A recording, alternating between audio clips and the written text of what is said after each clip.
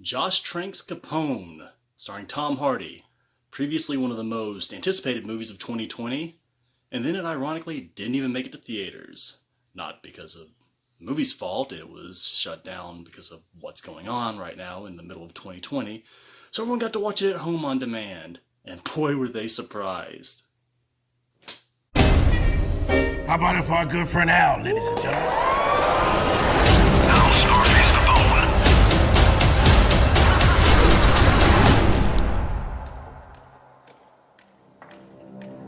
When people heard that Tom Hardy was going to play notorious gangster Al Capone, head of the Chicago Mafia during the height of Prohibition, very wealthy, very flamboyant figure, honestly, probably the most famous mobster of all time, true, actual mobster, not fictional, Don Corleone, but of the guys that were true live, he's probably the best known, period.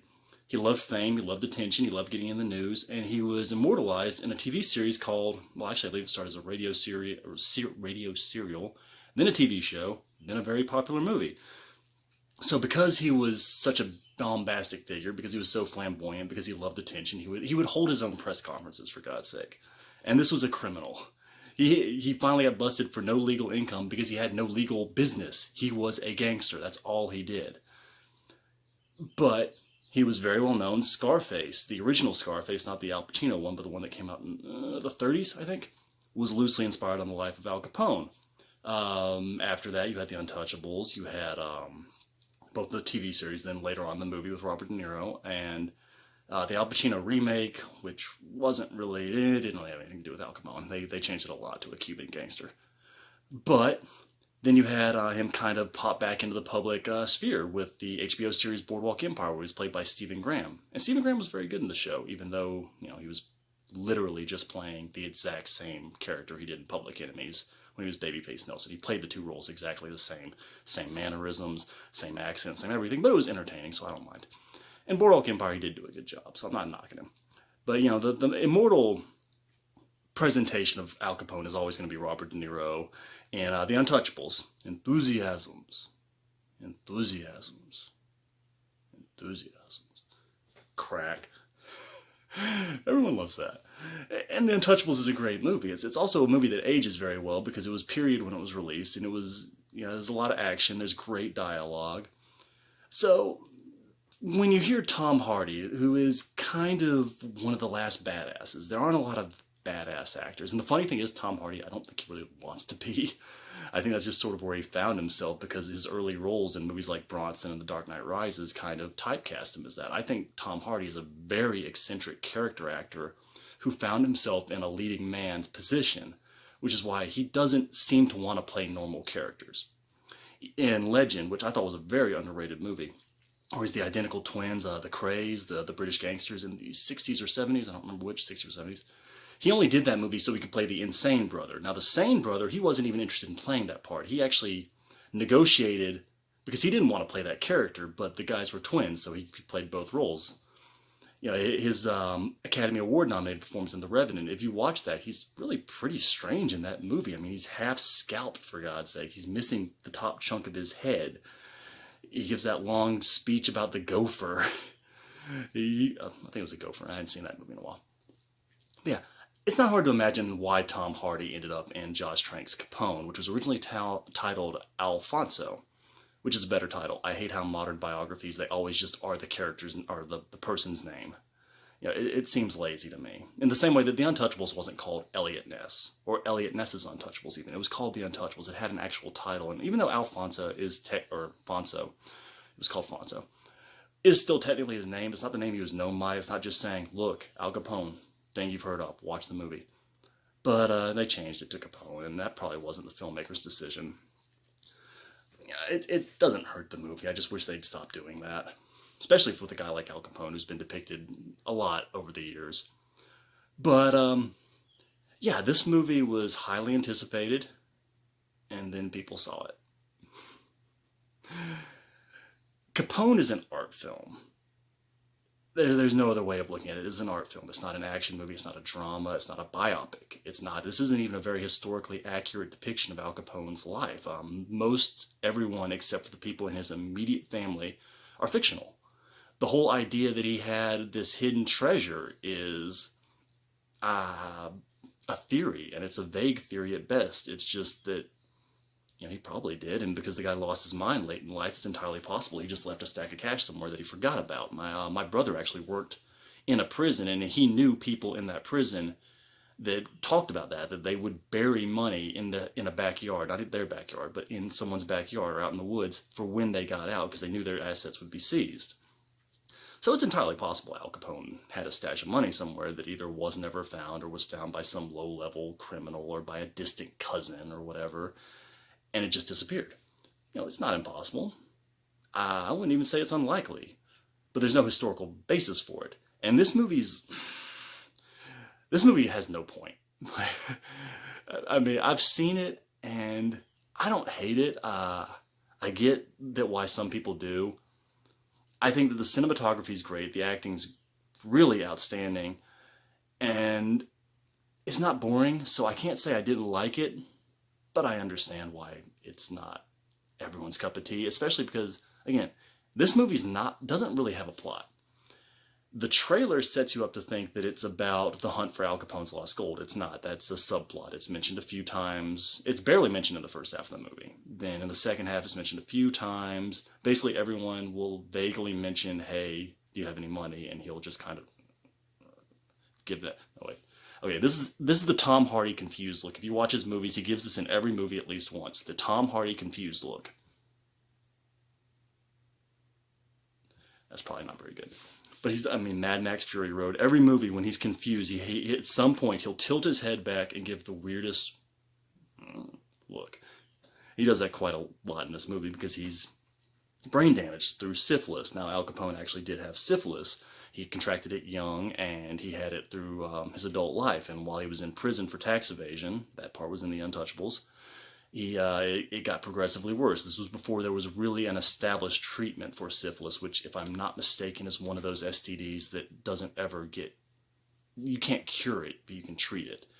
But penicillin, which is the standard treatment for it, wasn't being used in any kind of level at the time that Al Capone was a young man. So basically it had time to take hold, and it just about destroyed his brain. Apparently at the time of his death, he had roughly the intelligence of a 7-year-old. Now, that's not what this movie depicts. This movie depicts him as a guy with what looks like a traumatic brain injury. He struggles to think. He struggles to remember where he is. He struggles to speak. Through the second half of the movie, he doesn't seem to know where he is, and then a couple synapses will misfire, and he'll remember for a minute, and he'll have that thought for, maybe 20 minutes, and then it'll go away. He's forgetting people, and the thing that impressed me most about Tom Hardy's performance is that when someone does a really over-the-top voice, because apparently Al Capone's voice was ravaged by the disease, they often slip in and out of it. No matter how good an actor it is, it's hard to talk consistently in a really raspy growl, which he does in Capone, and it takes a minute to get used to. But once you get used to it, it's actually really impressive that the actor was able to maintain that throughout the entire movie. And I mean that, because that had to hurt his throat. To talk like that for, I don't know what the shooting schedule was for this movie, but given the elaborate camera work and the numerous settings, this had to have been a pretty lengthy shoot. I would be stunned if it was less than 50 days. And Tom Hardy is in 65 to 75% of the movie. He's in most of the movie.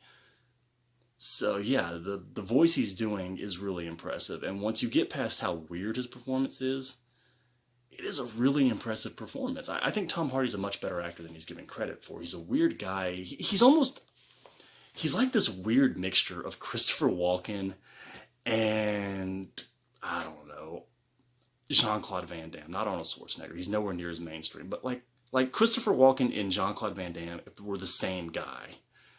Because he's a handsome, physically fit leading man who's perfectly suited for action movies, but he wants to play every role as weird as he possibly can get away with. So he's an interesting actor. He's one of the most atypical leading men I think we've gotten out of Hollywood in a long time. I'm talking a lot about Tom Hardy here and the aesthetics and Al Capone because it's hard to talk about this movie. It is. There's no plot. This is just a guy whose brain is giving out on him, slowly falling apart. Now, I think if you went to Josh Trank, who directed Chronicle, he was a bit of a wonderkind. I mean, Chronicle came out when he was in his 20s, and that was a very successful studio film. I thought it was overrated, but it was popular. Then he did the Fantastic Four movie, and that was this massive debacle, and everyone's like, oh, wow, if you thought those old Jessica Alba Fantastic Four movies were bad, watch this. And I didn't ever watch the Fantastic Four that he did. I heard it was terrible. I didn't care. I never saw it. I don't really do superhero movies anymore. I'm tired of them. But I watch some, but I saw Aquaman, but I saw Joker, obviously. But generally speaking, I'm kind of fed up with superhero movies. But yeah, and Trank is also known for being very hard to work with. The Fantastic Four, the reason that movie fell apart and ended up being the disaster that it was is supposedly because he wouldn't cooperate with the studio. He wouldn't cooperate with anyone. He would just dig in his heels and say, no, this is how we're doing it. And everyone's saying, no, this isn't going to work. And he said, no, this is how we're doing it. And if that was the case on this movie, because I couldn't find that much about this movie's production, it wouldn't surprise me. I would actually not be surprised if there was big chunks of this movie that either weren't filmed or weren't filmed as written. Because, again, there's no plot. There's no plot to this movie. There's this very loose plot thread that kind of strings the whole thing together, where Al Capone's illegitimate son, and this is fictional, this is not based on anything factual, this is something they made up for the movie, but Al Capone's son, Tony, I think they keep calling him, wants to reconnect with his father, but the cops are watching him, and he doesn't really have a relationship with his father because his mom was shot and killed in an assassination attempt on Al Capone. And Al Capone is, married to a different woman at this point, played by Linda Cardellini. And I think it's kind of hilarious that Linda Cardellini, that is a very Italian last name. She's playing in a movie filled with characters that are supposed to be Italian, and her character isn't Italian. Her character is Irish. The only thing that really matters is how a man treats his family. Linda Cardellini is very good in this movie, and the supporting cast is actually consistently really good. It's just that no one's really given all that much to do, and there's not really a supporting cast of characters. There's just people that rotate in and out of the movie. I mean, Matt Dillon is in this movie for about 8 minutes in the middle of the movie, and I have no idea why he's in this movie. But yeah, and he's playing a fictional character. Basically, everyone in this movie is fictional. That's not a bad thing. It's just, if you're gonna make a movie this strange, it feels like maybe justify it. And I didn't really see any justification for why this movie is as weird as it is. So the whole thing seems to be building to this idea that Capone loves his family but doesn't trust his family. And that culminates in this weird third act fantasy sequence that I'm not even going to try and describe. It's not boring, but yeah, like I said, this is a very good looking movie, except for the makeup effects on Tom Hardy, which are terrible. Like, if you remember back when J. Edgar came out, the Clint Eastwood movie with Leonardo DiCaprio about the life of J. Edgar Hoover, the founder of the FBI. Was it the FBI or CIA? It was the FBI. But how people said the makeup effects in that didn't work. The makeup effects in this movie don't work. I have done makeup effects, and I know what it looks like to put latex on an actor's face, and that's all this ever looks like. It just looks like they put latex on Tom Hardy's face. And I don't blame Tom Hardy for that, certainly. He was probably told that this would photograph well. I blame the director, and I blame the people in charge of lighting, because it's not lit properly. It's overlit. If you don't have the money to do good makeup effects, you don't light them like this. That said, there are actually a lot of great visuals. This movie has really good sound design, too. The gunshots sound really good. At the point in the middle of the movie when Capone has a stroke and is kind of stumbling through his own memories, that part's really visually interesting. There's a lot of great visuals in this movie, and because it's visually a very engaging movie, because it's a well-acted movie. And again, I really want to give credit to Linda Cardellini because she's kind of an underappreciated actress. I know her all the way back from Strangeland, that great Dee Snider horror movie from the late 90s with Robert Englund. Although most people probably know her from the live-action Scooby-Doo movies in the early 2000s where she played Velma, or the TV show ER, which I didn't watch, so I don't know who she played, but I know she was on it. But she's really good in this. Noel Fisher from Shameless, the gay thug on Shameless, he's in this as Capone's legitimate son. Kyle MacLachlan, an actor I don't always like, is Capone's doctor. He's good in it. So I really like the cast of this movie. I like the look of this movie. I think it's an interesting movie, and a more focused script could have been great. A more focused script, because what it feels like this movie should have been about is the idea, and it's vaguely mentioned, but it's not really what the movie's about, that Al Capone is getting what he deserves. That a man who is responsible for the death of, I think, 33 people. Apparently the newspapers at the time published that through verified sources, he had ordered the death or was personally responsible for the death of at least 33 people. That's a lot. And especially when you consider that once people were scared of him, they weren't even messing with him. So those are probably mostly towards the beginning of his career as, a mob figure. So the idea that he deserves that he's getting what he deserves, that this is just desserts, that it's there, but it's not earned. And the reason it's not earned is because the movie doesn't ever show Al Capone doing anything especially evil. He's rude to his wife once, and she slaps the fool out of him, so it's hard to even say. It looks like that's very out of character for him. It looks like that's maybe a result of the disease. He didn't take care of his illegitimate son, which is made up for the movie. I mean, if you're going to talk about the sins of a guy that killed 30-some-odd people, just talk about that. I mean, really, they needed to establish Al Capone for what he was, and he was a ruthless killer that became a massively powerful figure in the American underworld at a time when the mob was the mob. It was like The Godfather. The mob had real power. So, I don't think this movie's about anything really. And that's a problem. It touches on the relationship with his wife. It touches on the relationship with his illegitimate son. It touches on his lost money. The idea that this is what he has coming, that he deserves this, that this is karma, essentially. But none of those ideas are ever fleshed out. It's idea, without ever creating a through line that carries you through this entire movie. So I can't say this is a bad movie because I was never bored. It's interesting. It's weird. It's unique. It's very unique. And Tom Hardy is just a trip.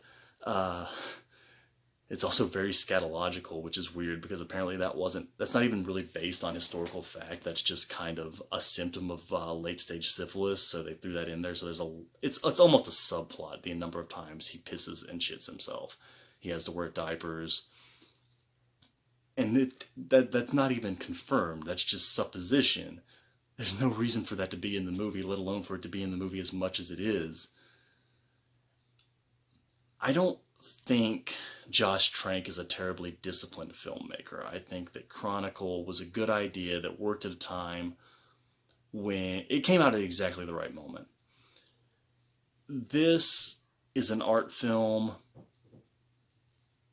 that got more attention than it probably would have in any other circumstance because of the actor, because Tom Hardy decided he wanted to play this character. And as a result, it had a bigger budget, it was more widely seen. Okay, one interesting thing about this, though, is that it came out on demand. It couldn't get theatrical because theaters are closed right now. And it's kind of proof that on demand is not going to replace theatrical releases. As much as some people would like for it to, Hollywood doesn't make as much money on demand as theatrical. It's estimated this movie is ultimately only going to make about $5 million on demand, and that's not going to cover this production budget. So, yeah, I don't think we're going to see the death of theaters. I actually think drive-ins should make a comeback, but that's just me. I think the people that want to see theaters die, frankly, are the people that don't get out much anyway. I love going to the theater. I would have seen this thing theatrically easily, and I wouldn't have been annoyed afterward because I would have preferred to see the visuals of this movie on a big screen. I would have also liked to see Tom Hardy's performance on a big screen with full surround sound experience, because you gotta see it. It's unforgettable. It is hard to imagine any other actor having the dedication and talent to pull this off and not come across as caricature. It really is. I mean, there's one scene where he has to sound out the word platypus, and it makes sense and works for the character. You know, he goes, platypus. This is a guy who's shitting himself throughout the entire movie, and you take him seriously, and he still seems like a threat. My favorite scene of the movie is when he's fishing with Matt Dillon, and he shoots a gator. That was awesome, because that's kind of as much of a glimpse as you get into Al Capone the gangster, is that if you piss this guy off, he wants to kill you. And you see, he threatens people a few times, but you never really see him in action. I think that was a mistake on this movie's part, because this movie was not low budget. I mean, it wasn't high budget, but it wasn't low budget. They could have done more, and instead they went for an approach that was too different for its own good. Is it a bad movie? No. I would probably argue it's a bad script, but everything else about it honestly works. So that sound design, the score, I like the score. This is a weird, unique, interesting score that at first I thought was maybe going to be too modern, but it ultimately really represents Capone's mindset very well. So the acting, the score, the direction, the cinematography, the sound design, the setting, the support, everything basically works except for the makeup effects and the score. So it's not a great movie, but it's not a bad movie. It is a very interesting movie. I think Tom Hardy fans should definitely give it a look. I'm a big fan of this guy. I can't wait to see what he does next. I think Tom Hardy is one of the most interesting, is maybe the most interesting actor working today. I can't wait to see what he does. I'm very glad this guy has, almost by accident, stumbled into an A-list position that he almost seems uncomfortable with. But he's awesome. So I think this is an interesting movie. That's all I got. We made a promise. Someday we was gonna make it big.